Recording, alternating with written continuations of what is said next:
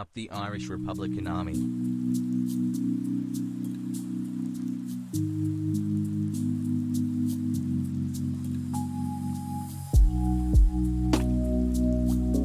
Work.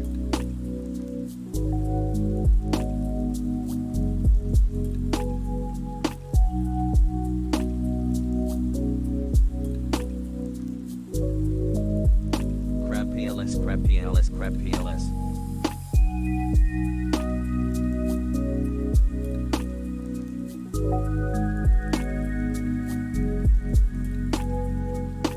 Seven months sub, that's older than Matt Gates' girlfriend.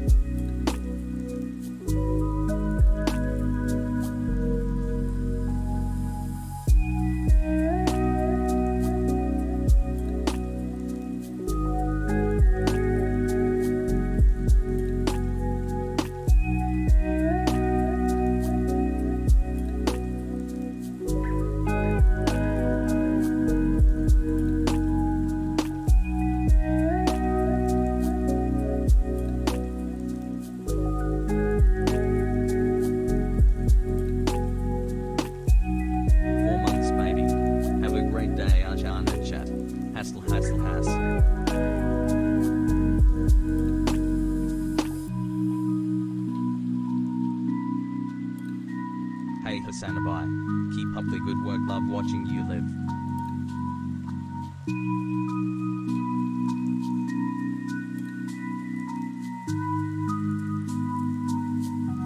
Should this be allowed to play without streaming? For example, I tuned into Tony this morning and found him playing with Hassan, but Hassan isn't live. I find this highly irritating because I prefer Hassan's perspective. Can NP admins do something about this? Attack on Titan ended today. Saj, I need a hug from Weeps in chat.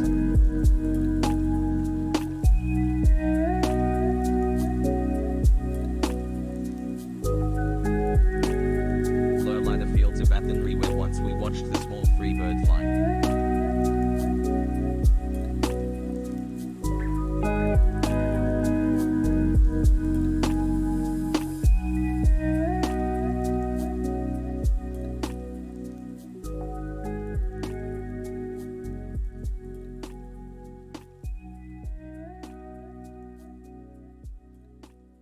Pept Hassel has pause.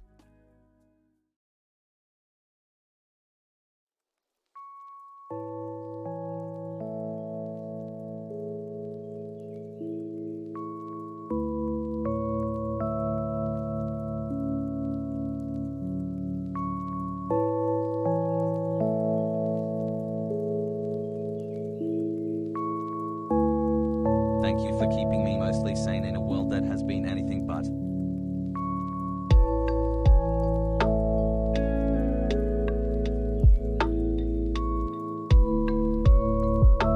Getting there.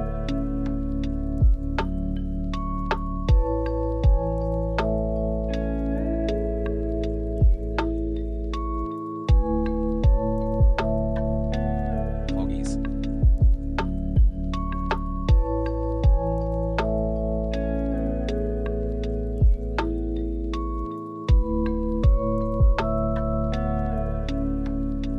Tomato.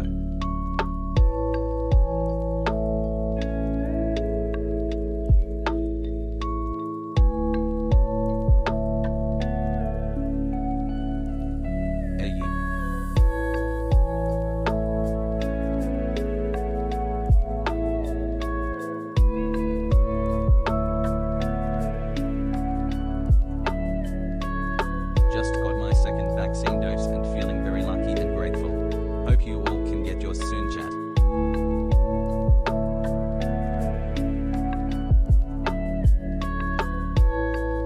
Hey.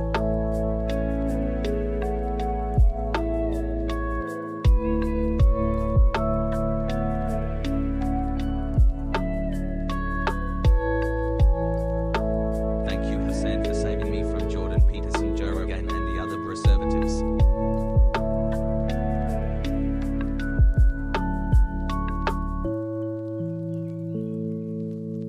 Has buff, has buff, has buff, has buff.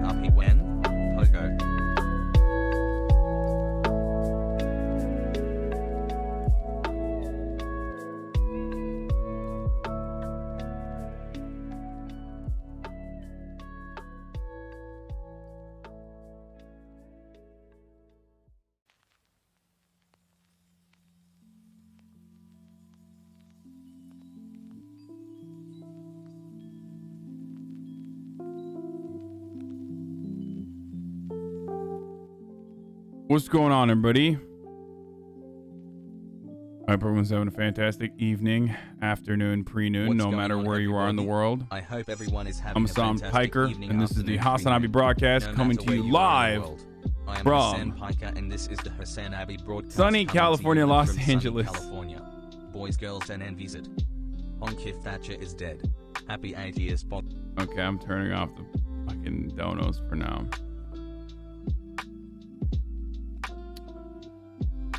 Coming to you live from sunny California, Los Angeles. We are live, boys, girls, and MBs, and I hope you are having a fantastic day. Okay, it is Thursday, April 8th, 11:02 a.m., and I'm right on time, boys. Right on fucking time. And I'm looking like a god-dang tomato. Okay?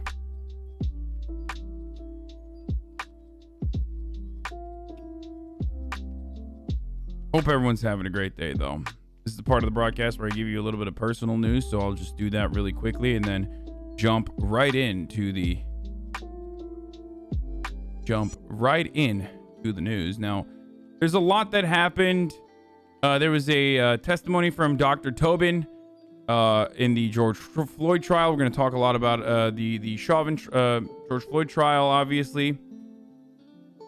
There is some significant unrest in Northern Ireland, so we are going to talk about that as well, obviously. I think, wasn't this like the death anniversary of Thatcher today or yesterday, I think? Crowder decided to do a George Floyd test, basically. Yes, my tan is currently culturally appropriating Euro male culture. I know, well, technically I am somewhat of a Euro male myself. Anyway, personal news-wise, guys, not much has happened. I ended the stream at a relatively reasonable hour last night. I guess after yesterday's basketball shenanigans, and I fucking went to sleep like a goddamn log, dude. Okay, I went to sleep last night and I slept like I have never slept before. Okay, I slept like a fucking log, like I said. It was incredible. Woke up early, got some stuff down or stuff done around the apartment, and played a little bit of role play in the morning by myself. I'm currently wearing the Will Neff merch, for those of you who are wondering. You were best down to exhaustion. Oh yeah, it was great. I gotta do more cardio. Did you get vaccinated yet? I got J&J yesterday and I feel like shit today. No, I have not gotten vaccinated yet.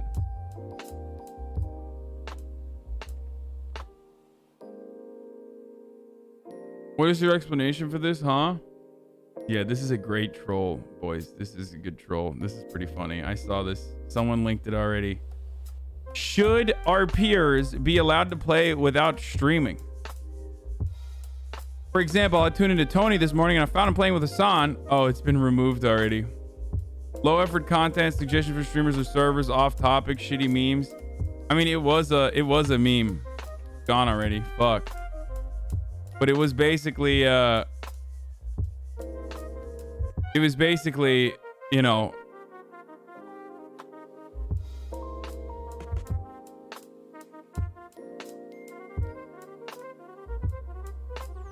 Cal State LA has walk-in vaccine appointments if you want to go there. Yeah, I heard.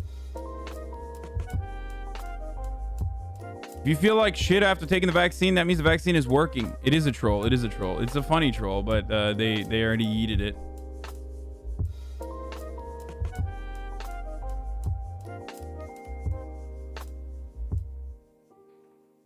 I saw this really funny Intel Bleep AI thing. Yeah, I know. Well, we'll get into it. We'll get into it right now.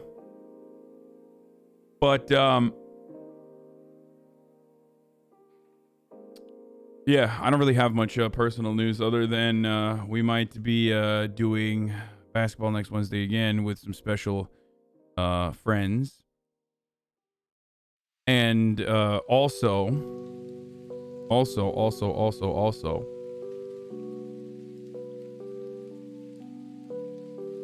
my God, I'm in pain. Okay, I'm in a lot of pain, guys.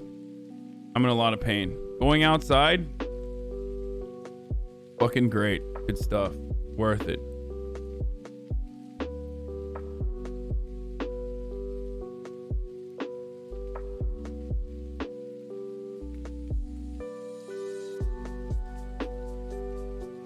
It's kind of worth it, dude.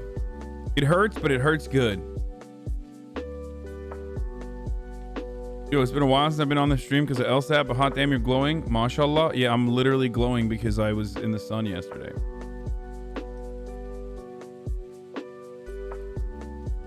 I'm incredibly sunburnt currently. But ladies and gentlemen, I did fucking touch grass yesterday. Sorry to be a little ableist here, but I did fucking touch grass. Did you put aloe on? No, I didn't do shit. No, my pain is not about the sunburn. The sunburn's whatever.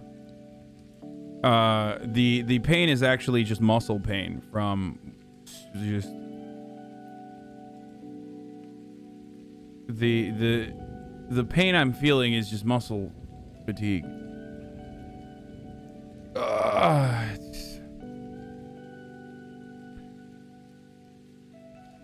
Anyway. There's breaking news on Matt Gaetz on the plea deal. There's a gun control executive order. There's a lot to talk about. We're gonna do it right now. I'm gonna fucking tweet it out and then we'll get started immediately. Geraldo asked a black man when the last time he was in the ghetto. Very cool. Okay.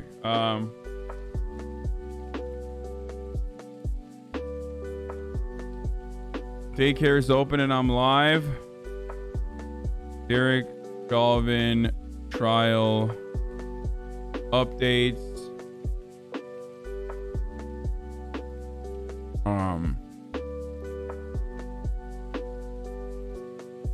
Biden gun control executive order.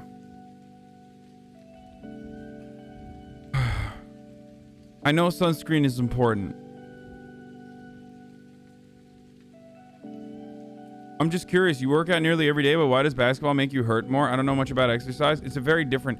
So I work out every day, but the workouts that I do every day are entirely different than playing basketball. Basketball is one, cardio, and two, it's using different muscles, right? So the muscles that I use every day, when I'm working out, when I'm weightlifting, well, they're not going to get fatigued easily. But there are so many muscles. There are connectors. There are so many different muscles in my body that I'm using that I never get to use when I'm working out. Because, like, no matter what you do, it is virtually impossible to train at the gym when you're weightlifting all of the muscles that you would normally train when you're playing basketball. In that sense, isn't playing a sport better than hitting the gym? It depends on what you want. Like, if you never hit the gym, and it depends on your genetics as well, but if you never hit the gym and you only play sports, you might not, if you never weightlift, then you might not have the same body composition. If you always work out and you never play sports and never do cardio, you will get a solid physique if you're looking for like a, if you're doing it for the aesthetics, but you're not going to be healthy overall. You're not going to have like a lot of endurance. Nice bro science, dickweed. Yes, anytime anyone ever talks about fucking weightlifting and they don't have a PhD, they are doing bro science. You're right. Except if you asked PhDs, they would literally tell you the exact same thing. What I'm describing to you, without using like scientific terms or whatever, is just basically that different kinds of activities target different kinds of muscle groups, and it is nearly impossible to fucking target all of the muscles that you normally would when you're playing basketball when you're working out in the gym. It would be very difficult. Or my workout regimen, my lifting regimen, does not feature all of those same muscles. Anyway.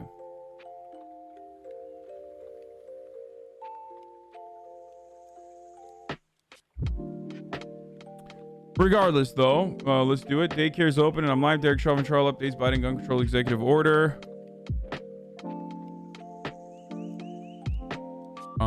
And what else? What else was I going to do? Oh. Unrest in Northern Ireland. We got it all. Get in now. Let's go. www.whoisthat.tv/Hasanabi. Okay. I love lifting and hate cardio. I squat, deadlift 600 plus and bench nearly 400, but can't do it. But don't do enough cardio. I'm strong, but I'm not athletic. Hassan is right about this. Yes. Like, there's also weightlifting for strength, and then there's weightlifting for aesthetics. Like, there's well, it's mostly your diet at that point, but still, your diet and your workout regimen is like intricately connected to one another.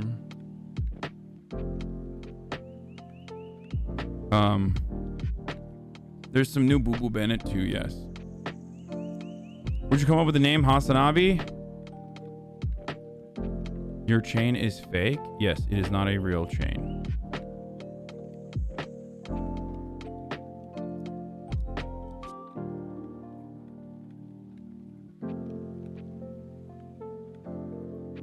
Yo, cheers, talking about Northern Ireland. This has been building up for a while. It feels like the rest of the UK is ignoring us.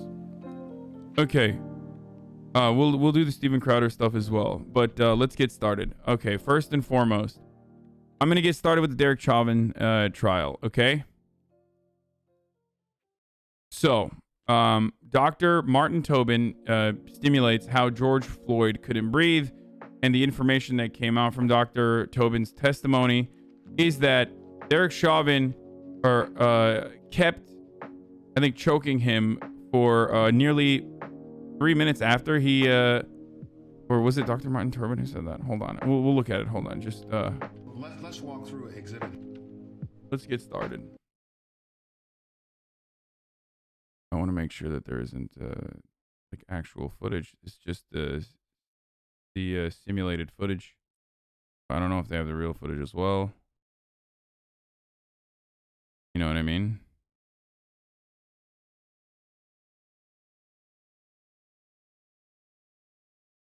Okay. 949, Brad, if you could advance. And doctor, tell us what we're seeing. Okay. Yep. Now you can see the car is being rotated. You're able to see Officer Chauvin. You're able to see Officer King, and then Officer Lane down at his feet. You see underneath Mr. Floyd, and now the car is being rotated. Now the car has been removed, and so you're able to see how they're positioned at different points.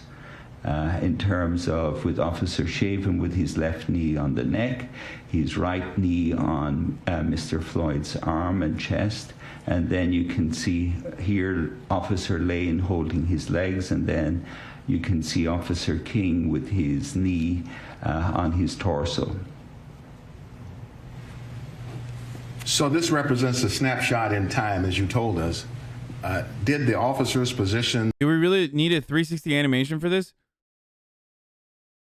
What are you talking about? It's, yes, this is one area where, like, yes, 100%, like, watching it in the news is one thing, but in a court trial, yes, you are absolutely supposed to fucking reconstruct everything that happened. Are you insane?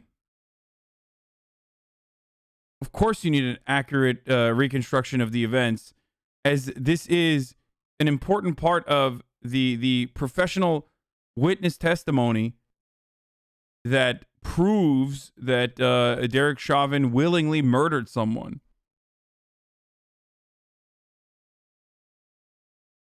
It's clear evidence. It's not like, you know, trauma porn or anything like that. And it's a little different.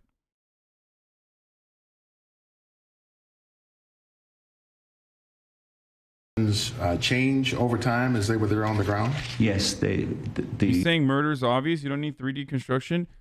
Guys, you literally, you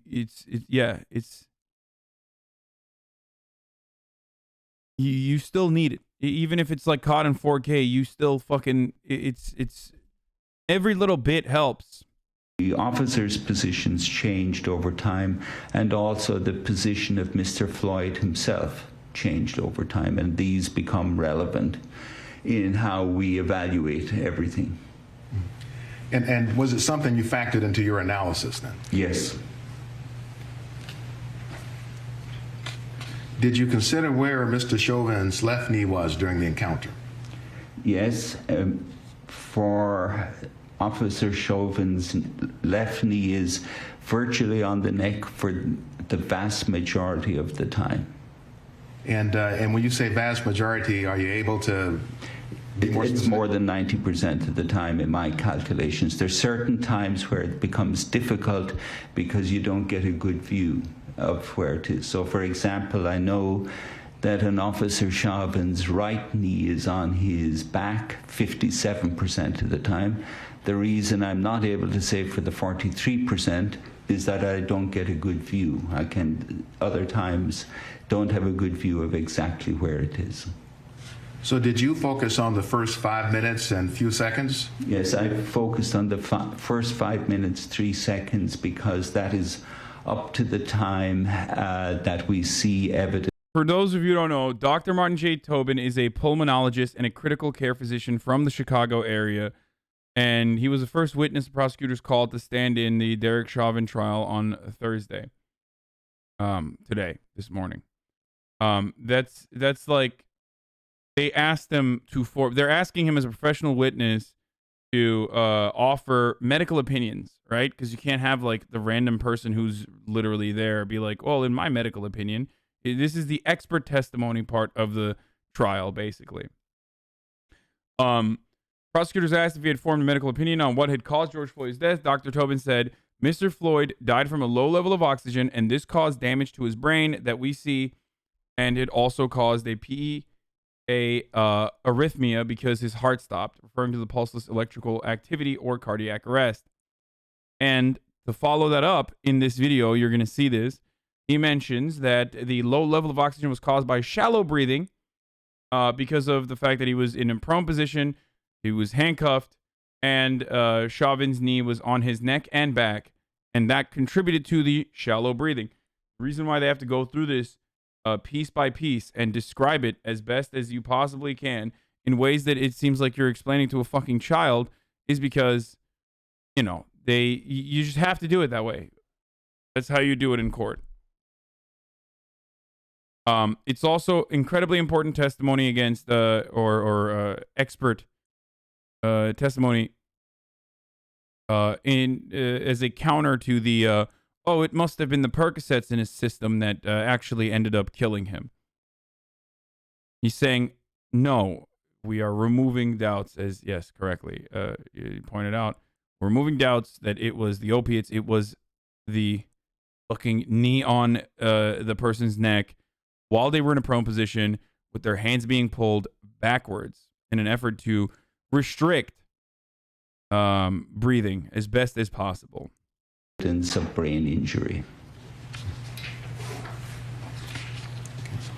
So if Mr. Chauvin's right knee was on his back from time to time, at other times it was placed where, in your observation? It was placed on his arm and then rammed into Mr. Floyd's left chest. So really, whether you're making a distinction of whether the knee is on the chest per se, or whether it's on the left arm and rammed in against the left chest, from the point of view of breathing, the effects are extremely similar.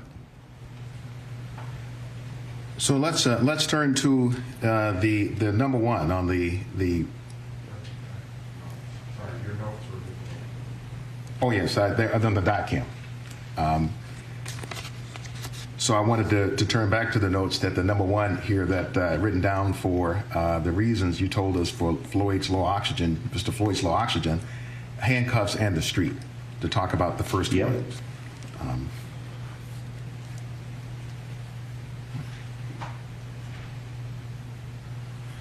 Could you first, Dr. Tobin, tell us how these various mechanisms, the four that you've discussed, handcuffs in the street, knee on the neck, prone position, knee on the neck, back, knee on the back, arm, and side. How do those mechanisms fall into your work of either respiratory physiology or clinical medicine? They don't have an awful lot to do with clinical medicine, but they are directly related to my work in physiology. So in understanding the forces that the body has to cope with, these are crucial into terms of the various forces that are involved in physiology. So then turning to the first one in handcuffs and the street, the very first one. What is the effect of the handcuffs in the context of what happened to Mr. Floyd? The handcuffs are extremely important in Mr. Floyd, but the handcuffs on their own, just handcuffs per se, are not that important. It must be the handcuffs combined with the street. And it's because of the positioning of the handcuffs at the back, then how he's manipulated with the handcuffs by both Officer Chauvin and by Officer King, how they manipulate the handcuffs, and they're pushing the handcuffs into his back and pushing them high. Then on the other side, you have the street. So the street is playing a crucial part because he's against a hard asphalt street. So the way they're pushing down on his handcuffs combined with the street, his left side, and it's particularly the left side we see that. It's like the left side. I don't understand. Like, when motherfuckers say, if you watch the full video, Floyd was saying he wasn't able to breathe before the cops even touched him. Okay, so what? Let's say someone has asthma, okay? And cops roll up to the scene, and that person has asthma, and they do the exact same thing, and he dies. Is that not still fucking what cops did? It's still murder, bitch. It doesn't matter. Like, that literally does not change the reality. Like, you're supposed to be a cop unless you literally think, oh no, you absolutely should just like murder people that you are investigating, I guess.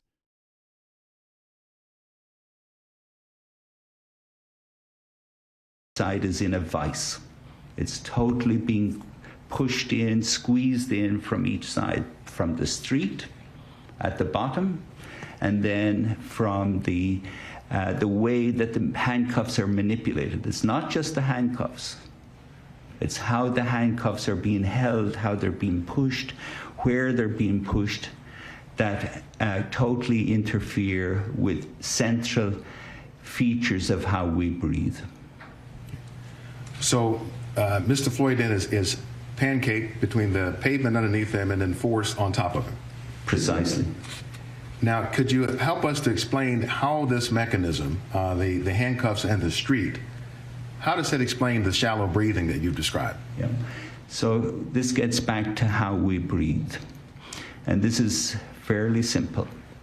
So the way we breathe, we have two big muscles that help us with breathing. We have the diaphragm and we have the rib cage muscles.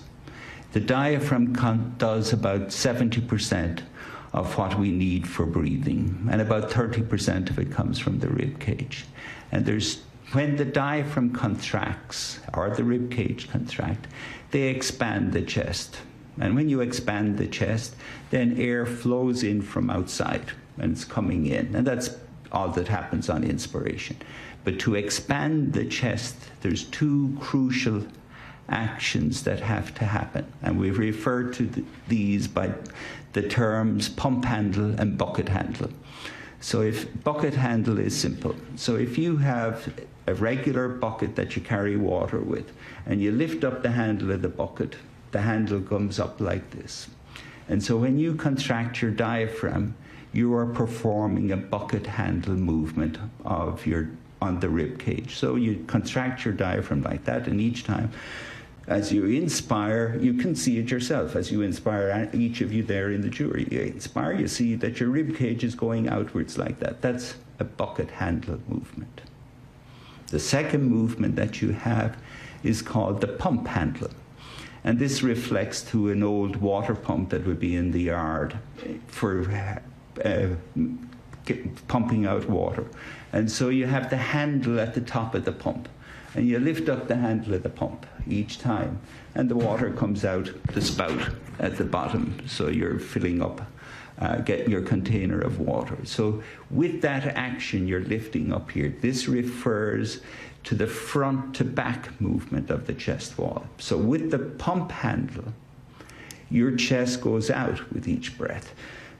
And so you can do it yourself. As you take a deep breath, you can feel that front to back, you're expanding your chest. The front to back expansion of your chest is with your pump handle. At the same time, you're doing both of them at the same time. At the same time you're doing that, your chest is expanding from side to side, and that's with your bucket handle. So both of these are occurring, and these are vital. Without these, you can't breathe. If you don't have the bucket handle working and the pump handle working, there's nothing happening. There's no air going to get in there.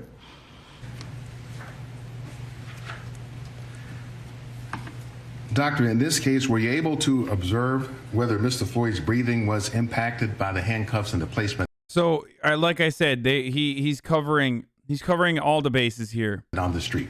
Yes, and this is the last one. What did you observe, Dr. Tobin?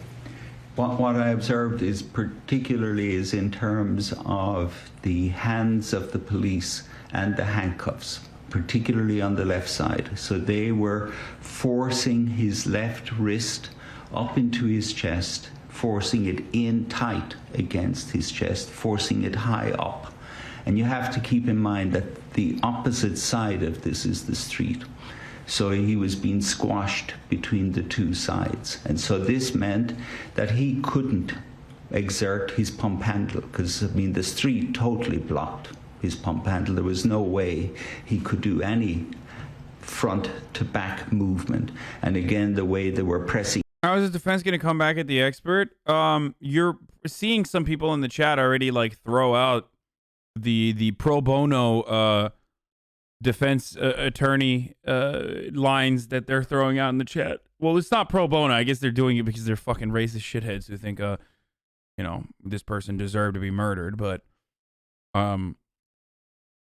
their cross-examination is going to revolve around either belittling his like background, say that the airflow could be restricted as a consequence of Percocets, like try to hammer that on over and over again, muddy the lines between how Percocets restrict your airflow, or not even restrict your airflow, but rather restrict your interest in breathing, I guess. Is that the better way to describe it?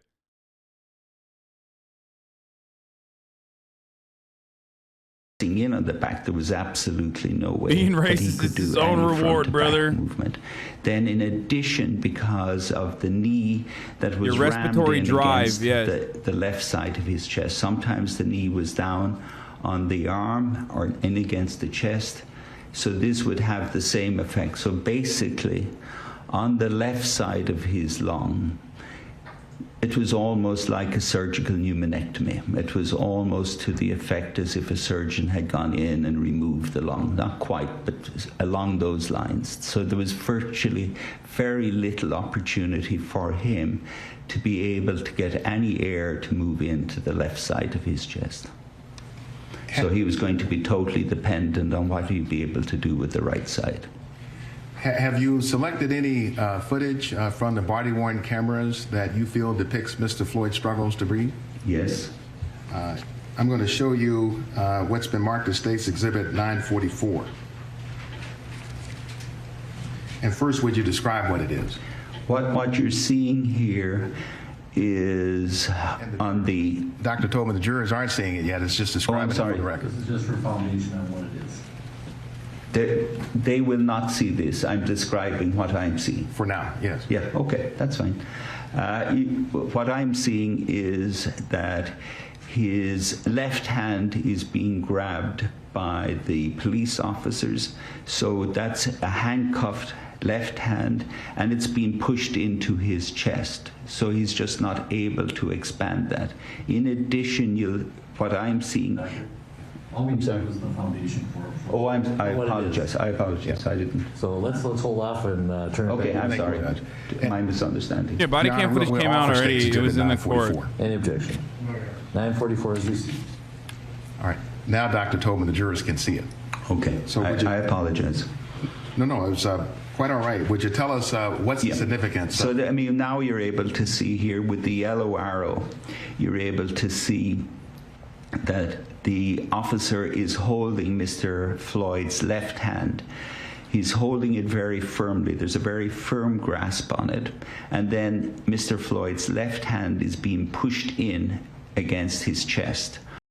So, the knee placement, like the knee placement on the left side of his chest is limiting the amount of air being able to enter the lung to a degree that, like, a doctor, like he said, a surgeon with precision removed his entire lung, right? So that's one, like, he's literally personally, I'm not going to show the fucking visuals.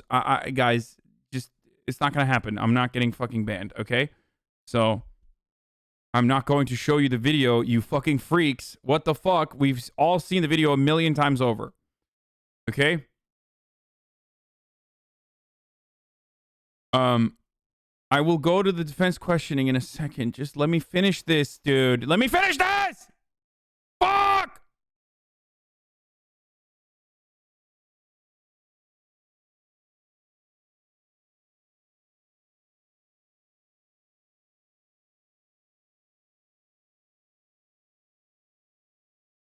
So fucking stupid for reading the chat. Anyway. And he is currently describing the right hand and wrist locking and locking of the Derek Chauvin's right hand wrist locking George Floyd's left hand up against his torso, that's further restricting his airflow.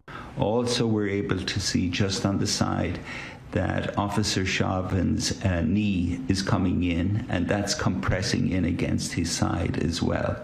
So the ability to expand his left side here is enormously impaired.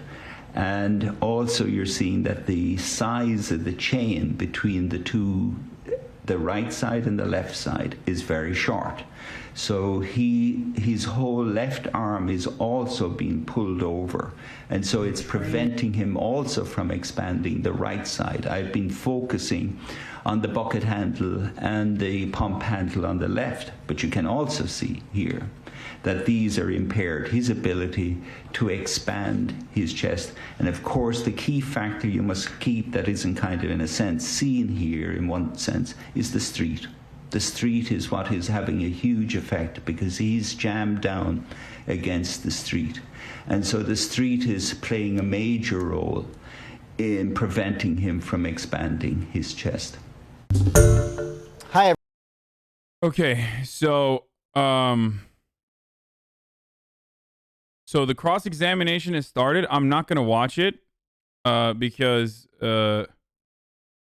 like, there's a lot of visuals. I would rather watch it after the fact when the, like, new information comes out. Okay. Am I misremembering, or did you show the video last May? I did.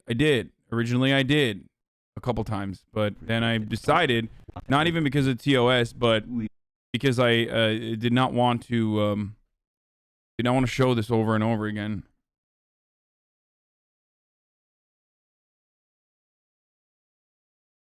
Three officers worth of street? No, 3 officers are fucking, like, slamming him to the street, pushing him further and further into the street. Okay? No, he's not saying the streets is the reason why he died, guys. He's saying that the cops are using the street as a weapon. Okay? They're saying that he's saying that it's not the fucking, it's not anything else. It's not like it's not the fact that like he had Percocets in his system or anything like that. They're saying that he was being choked. He was being choked on purpose by cops.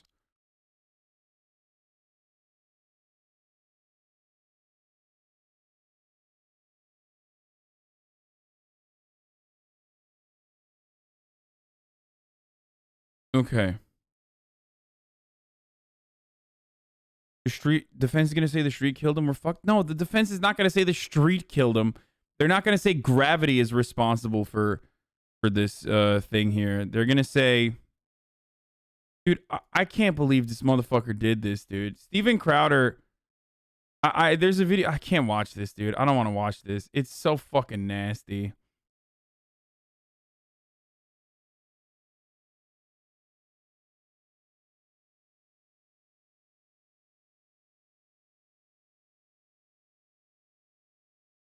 Steven Crowder recreated the entire thing, and there's like literally the video and footage on the corner of him. Like, here, I'll show you like bits and pieces of it. But there's in that corner, there's also like fucking literal footage as well from time to time of a real man being murdered, and he is basically recreating the murder that took place.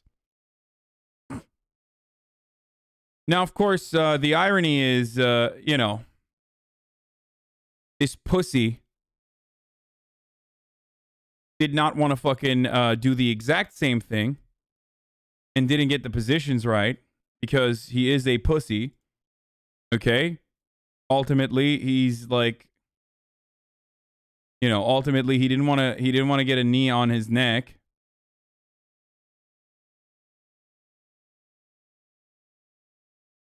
Let's hear what he Angle the proper position. Yeah, I don't remember if he had his right knee on his low back, is what I'm saying. So that's the thing that I think That's is a the little part bit different. too that is different. You aren't even allowed to ban evade like he does with the second channel. Oh, this is the Crowder Bits channel, right? Yeah.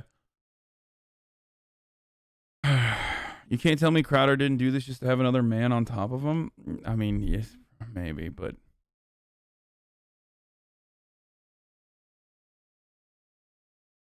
yeah, guys, it's the same when you hire people.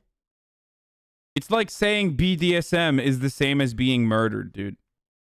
Like, when you hire people who still have your best interest in mind and are literally fucking not recreating it one-to-one because you literally hired them, it's the exact same as a person who is very, very, very obviously fucking exercising gross use of force and escalating a situation between a random fucking stranger that he is declared is a suspect or a dangerous criminal, scary criminal. It's great.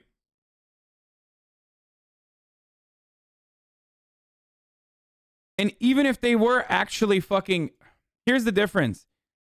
Even if Steven Crowder actually had people literally fucking try to do the exact same thing and didn't die, that still doesn't prove anything. Okay? Like, even if he did the exact same thing and did not die, that still does not prove anything. The reason why it does not prove anything is because Steven Crowder is not George Floyd. You understand? Like,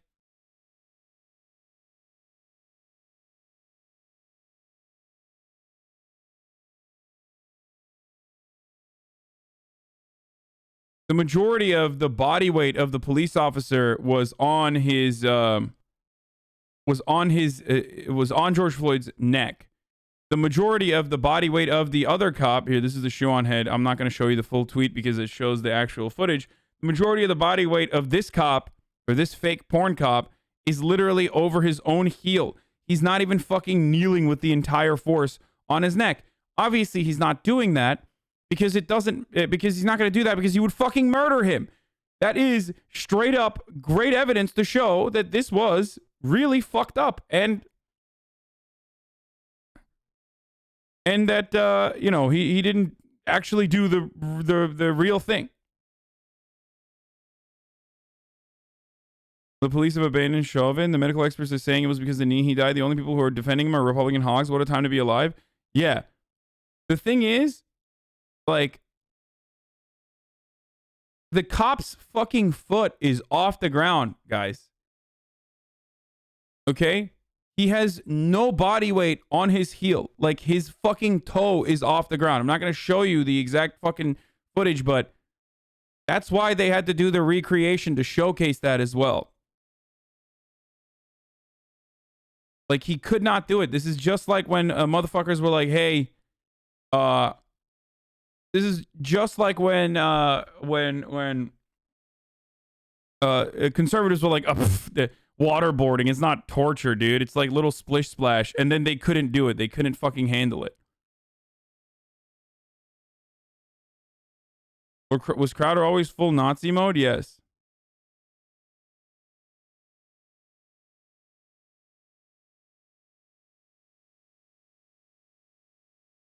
Anyone still saying not guilty at this point will not change their minds and should be ignored? I agree.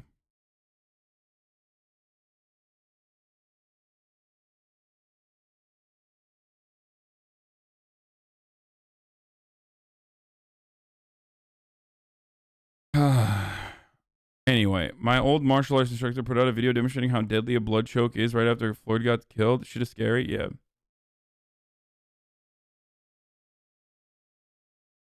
So, I always wonder with waterboarding, what if I was really thirsty and just drank all the water they were pouring on me? The whole point is it's simulated drowning, my friend. You can't fucking drink all that water. You know, they don't just like dump water in your face, right? They literally put a fucking piece of fabric over your entire face so that you can't do that. You can't just like drink it.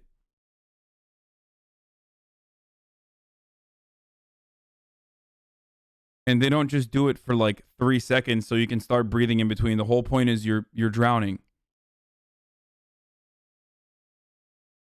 Anyway.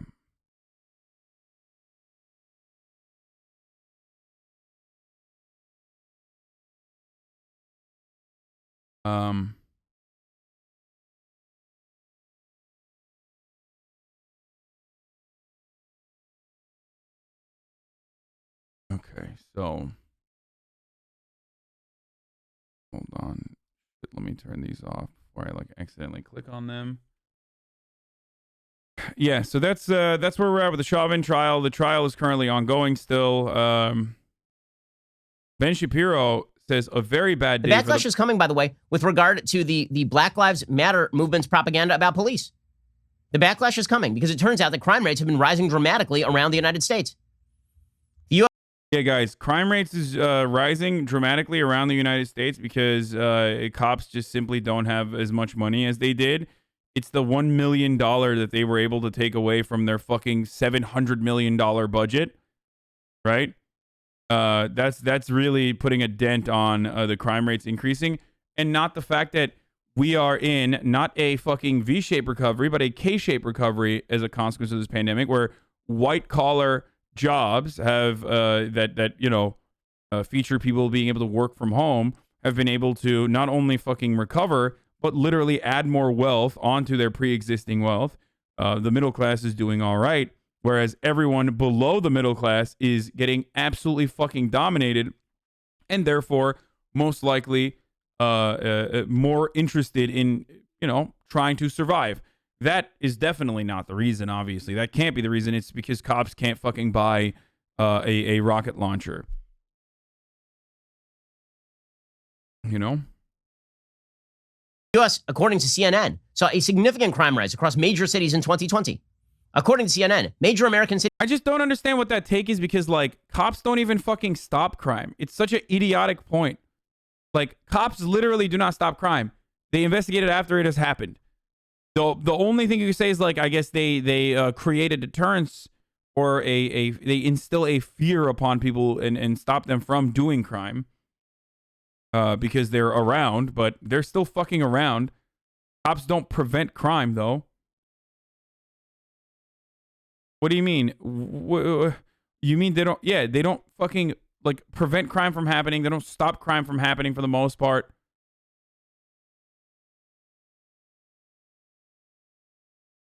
My dad talks about the NYPD plainclothes units that patrol the streets.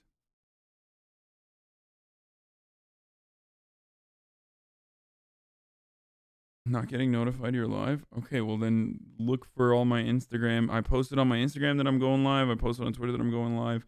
Anyways, keep going. City saw a 33% increase in homicide last year.